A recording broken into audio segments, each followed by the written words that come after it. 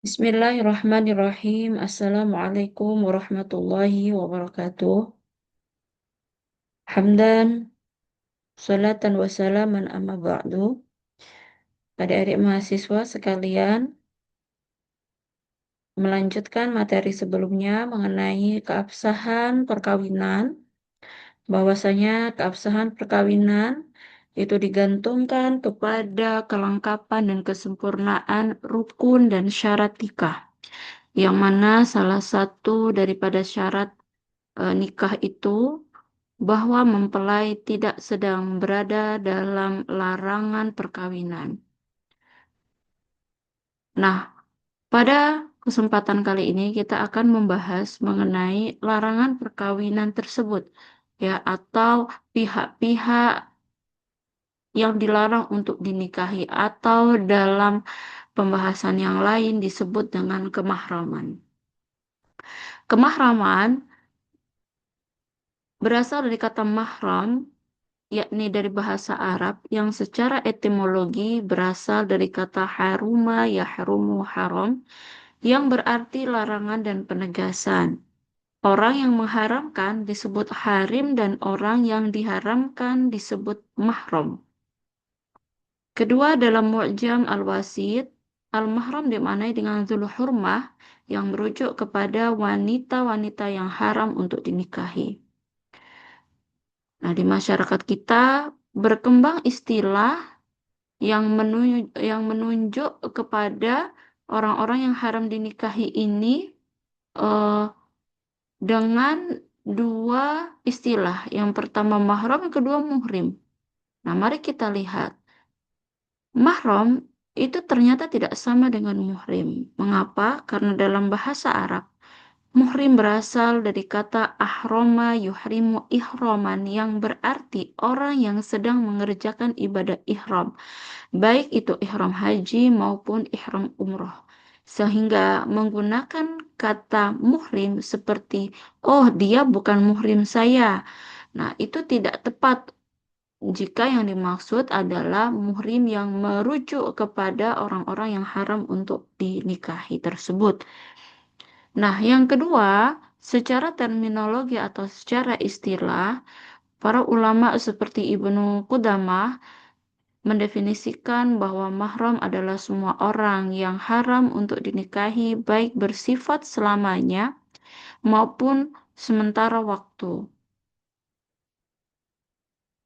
Artinya ada dua jenis kemahraman tersebut, yakni yang pertama kemahraman yang sifatnya selama-lamanya, atau yang bisa kita sebut dengan tahrim mu'abbad. Yang kedua ada tahrim mu'akkad, atau dia sementara. Tahrim mu'abbad apa maksudnya? Tahrim mu'abbad ini adalah keharaman yang dia sifatnya selama-lamanya, seumur hidup, ya. Nah, ini didasarkan dalil masyru'iyahnya kepada Quran Surat An-Nisa ayat 23. A'udzubillahi minasyaitonirrajim. Hurimat alaikum ummahatukum wa banatukum wa akhawatukum wa ammatukum wa khalatukum wa banatul akhi wa banatul ukhti wa ummahatukum allati arda'nakum wa akhawatukum minar radha'ah wa ummahatu nisaikum wa rabaibukum allati fi hujurikum min nisaikum allati dakhaltum bihin. فإن لم تكونوا دخلتم بهن فلا جناح عليكم وحلائل أبنائكم الذين من أصلابكم وأن تجمعوا بين الأختين إلا ما قد سلف إن الله كان غفورا رحيم. Nah, tahrim mu'abbad ini merujuk kepada perempuan-perempuan yang disebutkan dalam surat ini. Siapa saja di antaranya? Ada ibu, ada anak perempuan, saudara perempuan ayah, saudara perempuan ibu, dan seterusnya. Nah, para ulama ada yang menyepakati pihak-pihak yang masuk dalam tahrim mu'abbad ini, ada yang memperselisihkan.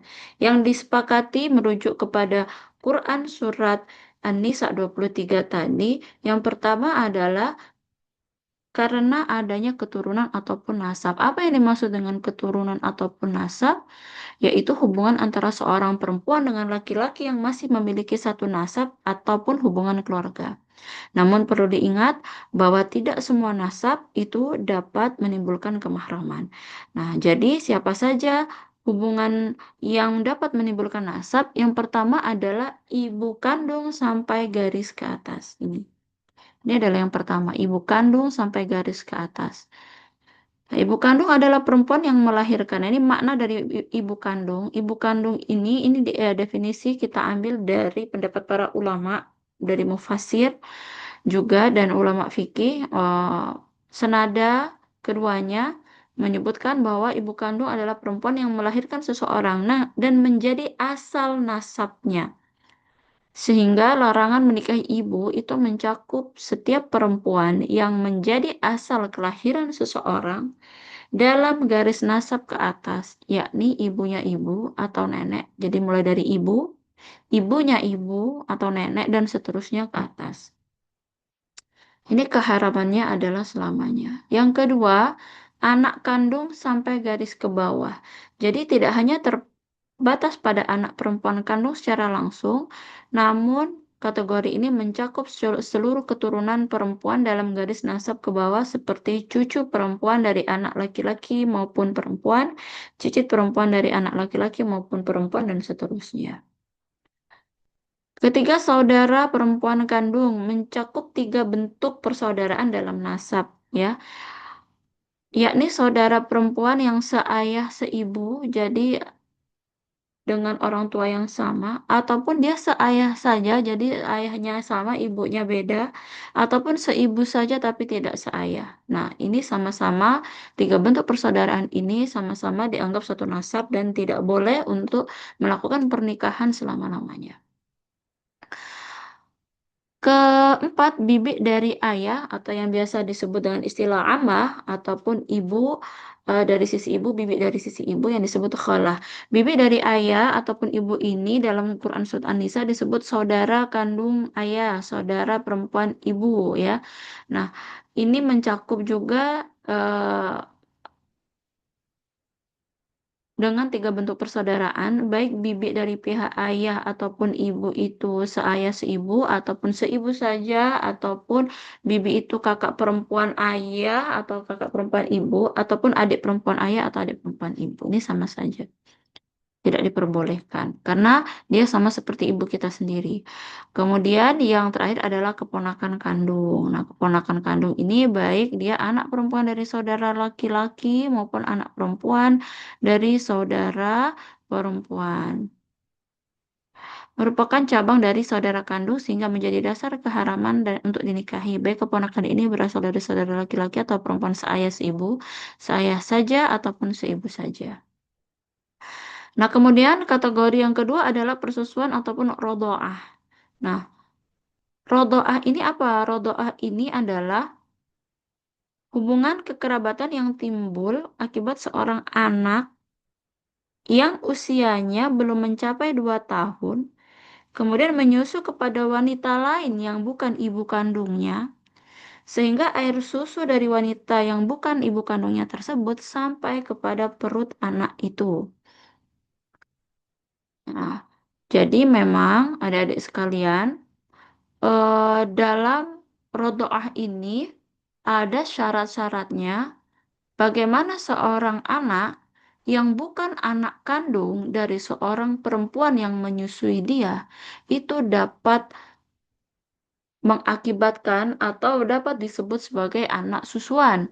Artinya tidak semua susuan itu dapat kemudian menimbulkan keharaman dalam pernikahan. Nah, mari kita lihat apa saja syaratnya persusuan ini yang kemudian dapat menimbulkan kemahraman.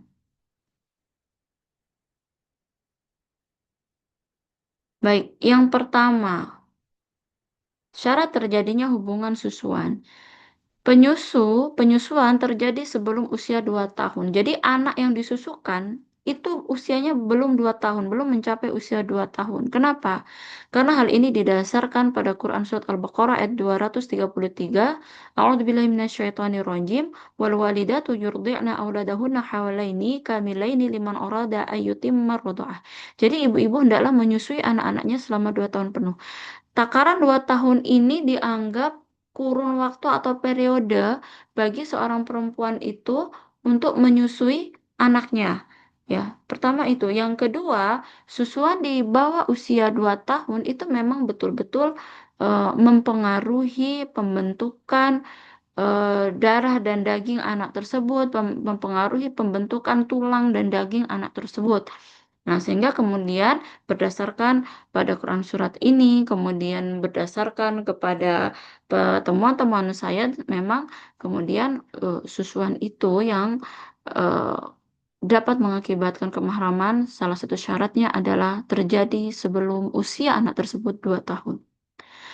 Yang kedua, sampainya air susu ke dalam perut anak susuan. Jadi ya, dapat dipastikan bahwa ketika air susu masuk ke dalam perut si anak, masuk ke dalam mulut anak itu sampai kepada lambungnya, ya, tidak kemudian dimuntahkan oleh anak tersebut, tidak, tapi memang betul-betul sampai kepada perut anak tersebut sehingga menimbulkan rasa kenyang kepada anak susuannya. Ketiga, jumlah penyusuan. Nah, ini mazhab Syafi'i dan Hambali menyebutkan persusuan yang dilakukan sebanyak 5 kali hingga kenyang dapat menyebabkan kemahroman. Jadi 5 kali hingga kenyang itu, misalkan pagi anak ini kemudian menyusu. Nah, sampai dia kenyang. Apa bukti kenyangnya? Biasanya salah satu indikasi anak bayi kenyang itu menyusu adalah dia menjadi rileks, genggaman tangannya menjadi terbuka, anak itu tertidur atau melepaskan sumber susuan itu dengan sendirinya. Nah, itu dianggap dia sudah memiliki tanda-tanda kenyang. Ya, kemudian nanti dia minum lagi sampai kenyang lagi sampai 5 kali. Nah, itu menurut mazhab Syafi'i dan Hambali itu sudah dapat menyebabkan kemahraman. Sedangkan mazhab Hanafi dan Maliki tidak mensyaratkan jumlah tertentu.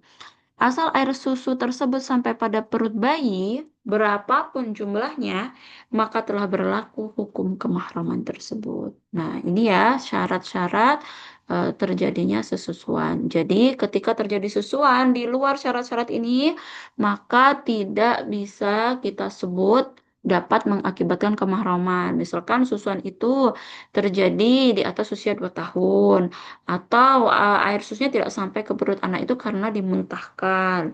Jumlah susuannya tidak sampai mengenyangkan, misalkan. Kenapa mengenyangkan itu kemudian menjadi sebab kemahraman? Karena kenyang itu ya dianggap sebagai indikator ya, sudah dapat 5 kali itu sudah dapat membentuk tulang dan daging anak itu begitu.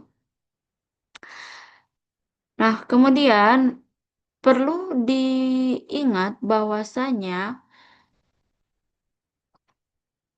hubungan persusuan ini memang menimbulkan kemahraman dalam pernikahan. Tetapi sebagaimana haramnya hubungan nasab ya, namun tidak menimbulkan hak perwalian maupun hak kewarisan. Nah, mari kita lihat ini berdasarkan pada hadis Ibnu Majah, yaitu dari Aisyah berkata Rasulullah bersabda bahwa diharamkan karena persusuan apa yang diharamkan karena hubungan nasab. Nah, ini ya dalil dasarnya. Tapi ini tidak kemudian ini kemahraman untuk nikah saja tapi tidak menimbulkan hak perwalian maupun hak kewarisan. Jadi misalkan nih si A seorang anak nih disusukan kepada seorang ibu ya, seorang perempuan lah ya, seorang perempuan yang bukan ibu kandungnya. Nah, ibu kandung ini kan kemudian dia memiliki suami ya.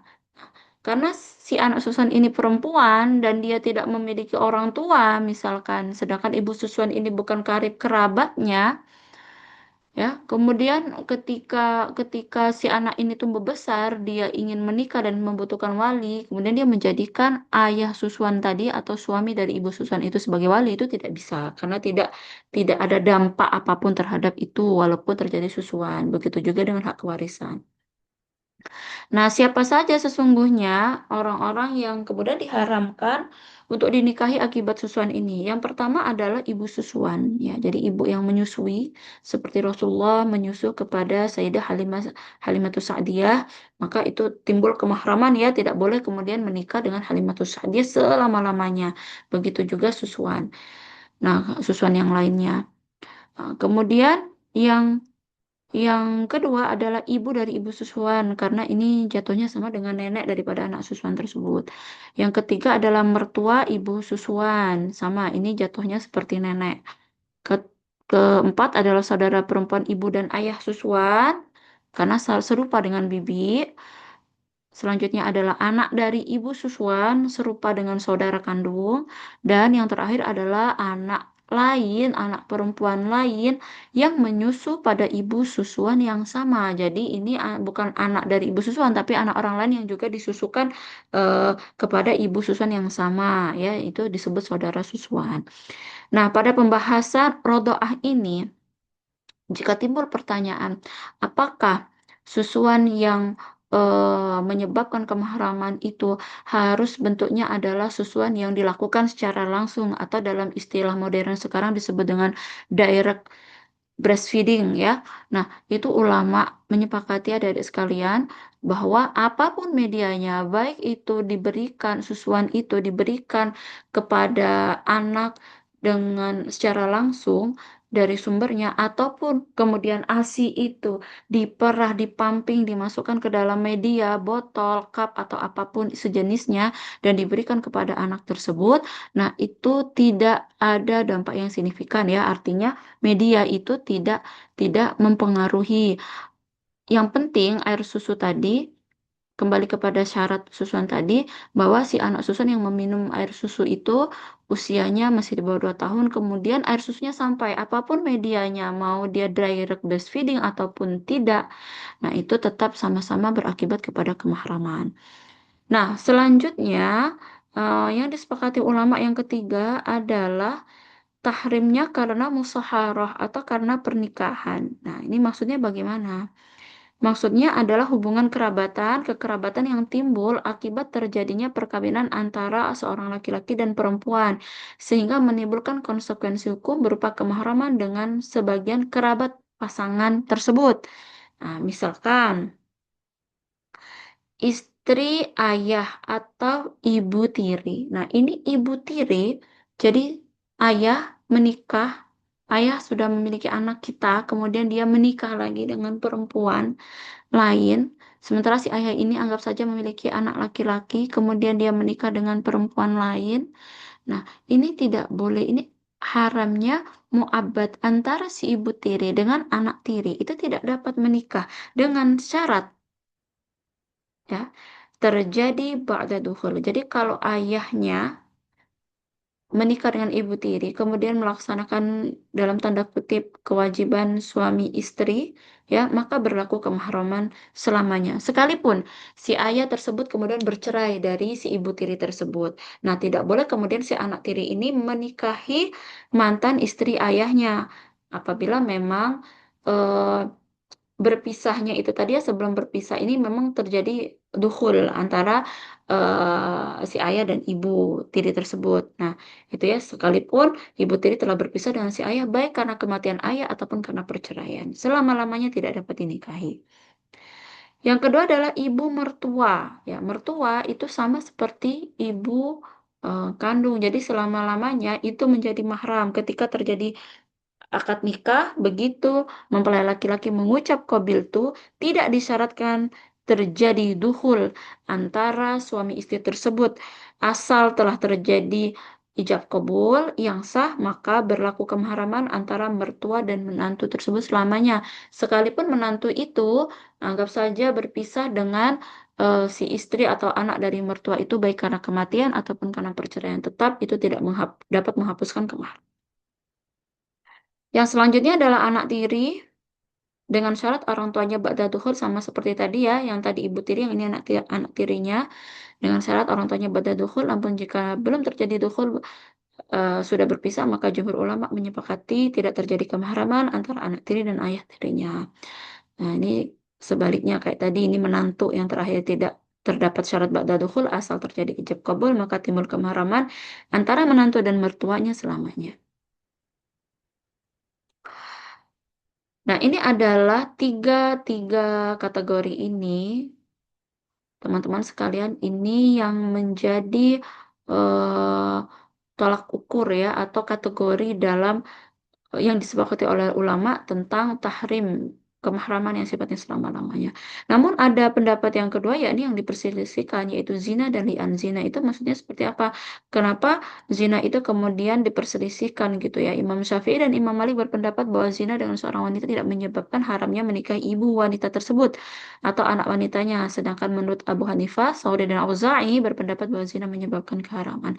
Karena apa? Sebetulnya ulama ini berdebat karena efek dari perzinahan itu gitu ya, efek dari perzinahan itu terutama ketika memiliki anak ya, ketika memiliki anak apakah nanti anak itu dapat disandarkan nasabnya kepada si ayah atau tidak. Nah itu salah satunya. Jadi memang ini kemudian terjadi perselisihan antar ulama. Dan yang kedua adalah li'an. Apa itu li'an? Li'an itu adalah seorang suami yang menuduh istrinya melakukan zina, menuduh istrinya hamil dengan laki-laki lain, tetapi dia tidak dapat menghadirkan 4 orang saksi, yang mana 4 orang saksi ini melihat kejadian tersebut seumpama terangnya eh, benang masuk ke dalam lubang jarum. Nah, tidak dapat dihadirkan saksi 4 orang, memang tidak ada yang melihat. Maka kemudian empat orang saksi ini dapat diganti oleh suami yang melaksanakan li'an di muka pengadilan itu dengan 4 kali sumpah ya. Nanti sumpah yang terakhir itu kemudian disertai dengan lafaz menerima laknat dari Allah Ta'ala apabila dia berdusta. Nah, ini juga diperselisihkan. Nah, selanjutnya ada tahrim muakkad atau tahrim sementara. Kenapa ada tahrim muakkad? Karena tahrim muakkad ini adalah keharaman yang disebabkan oleh kondisi tertentu. Jadi kalau kondisi tertentu sudah tidak ada, kondisi tersebut sudah hilang, maka boleh kemudian melakukan pernikahan. Nah, kondisi tertentu ini seperti apa? Yang pertama adalah menghimpun 2 perempuan bersaudara. Maksudnya seorang laki-laki dilarang menikahi 2 perempuan yang memiliki hubungan saudara dalam satu waktu. Misalkan laki-laki ini menikahi kakak sekaligus adiknya. Ya, jadi dia mempoligami kakak dan adiknya dalam satu waktu tidak boleh, atau dia mempoligami eh, ponakan dengan bibinya, jadi tidak boleh, ataupun hubungan kerabatan lain yang dia setara sifatnya itu tidak boleh. Ya, kemudian, nah, namun apabila misalkan si suami tadi yang menikahi kakak kandung ya, kemudian kakak kandungnya meninggal dunia, setelah kakak kandungnya meninggal dunia atau berpisah karena perceraian menikahi adiknya, nah itu baru boleh. Tapi selama pernikahan dengan kakaknya masih ada, itu menjadi tahrim ya, mahram, haram untuk dinikahi dan dia sifatnya sementara. Nah, selanjutnya adalah wanita dalam masa iddah. Wanita yang masa iddah. Jadi wanita ini berpisah dari suaminya, baik karena kematian ataupun karena perceraian. Dan dia memiliki masa iddah. Misalkan kalau karena kematian 4 bulan 10 hari, sedangkan untuk karena perceraian dengan anggap aja kondisi yang umum ya, 3 kali suci atau 3 bulan. Nah, selama masa iddah ini perempuan tidak boleh kemudian untuk dinikahi. Jangankan untuk dinikahi, untuk dihitbah saja tidak boleh. Ya, oleh sebab itu terkadang kita melihat perempuan yang masih dalam masa idah di masyarakat itu dia tidak melakukan riasan, membatasi dirinya, eh, mobilitas dirinya, tidak keluar rumah misalkan.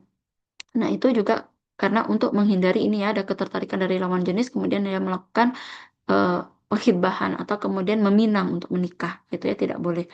Nah, wanita yang dalam masa idah ini jelas-jelas sekali diharamkan untuk dinikahi.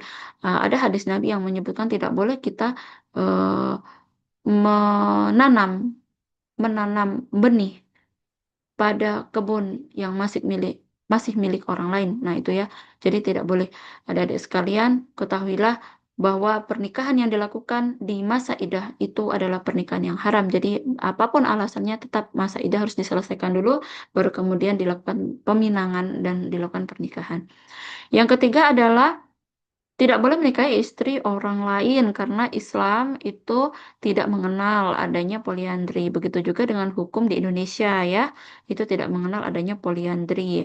Nah, ini jika perempuan itu masih statusnya istri orang tidak boleh kemudian dinikahi. Tetapi kalau istri orang tersebut sudah berpisah dari suaminya, dia sudah selesai masa iddahnya, maka keharaman ini hilang dan boleh untuk dinikahi.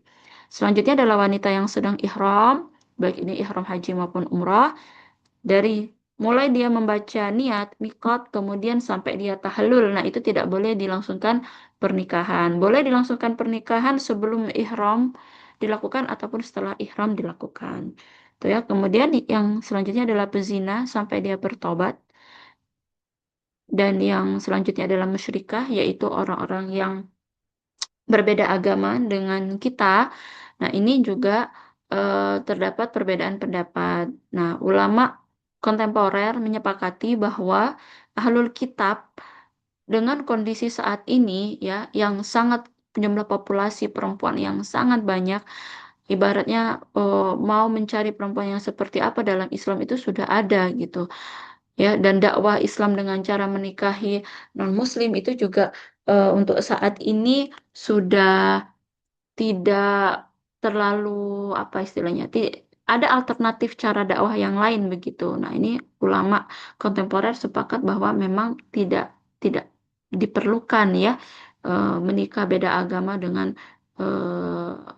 tujuan-tujuan tertentu ya adik-adik ya. Jadi memang ya kalau dia musyrik ya sebaiknya dia harus eh, mualaf terlebih dahulu begitu.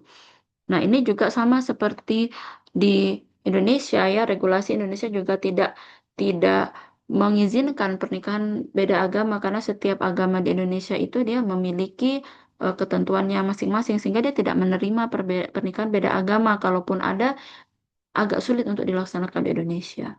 Dan yang terakhir adalah mantan istri yang ditalak tiga oleh suami. Kenapa mantan istri yang ditalak tiga oleh suami itu termasuk dalam tahrim mu'akkad? Karena dia, kalau dia mau menikah lagi dengan mantan suami yang telah mentalak tiga, dia harus melakukan pernikahan dengan laki-laki lain secara alami dan berpisah secara alami terlebih dahulu. Selama belum melakukan hal tersebut, maka tidak bisa dilangsungkan pernikahan antara si mantan istri yang ditalak tiga dengan suami yang mentalaknya. Nah, namun ketika syarat tadi sudah terpenuhi, ya, jadi nikahnya bukan nikah yang direkayasa, nikahnya memang betul-betul alami dengan orang lain, kemudian berpisah secara alami dengan orang lain, maka itu boleh kemudian dilakukan pernikahan. Nah, inilah tahrim mu'abbad dan mu'akkad. Kenapa kemudian ada golongan-golongan tahrim mu'abbad dan mu'akkad ini? Apa sesungguhnya hikmahnya? Yang pertama adalah bahwa karena keharaman ini bersumber dari Quran Surat An-Nisa ayat 23, maka sudah pasti larangan ini bersifat ta'abudi untuk beribadah kepada Allah Ta'ala. Ya, jadi hal ini menunjukkan bahwa perkawinan dalam Islam tidak hanya dipandang sebagai hubungan sosial, tetapi juga sebagai ibadah yang harus dijalankan sesuai dengan batasan yang ditetapkan oleh Allah.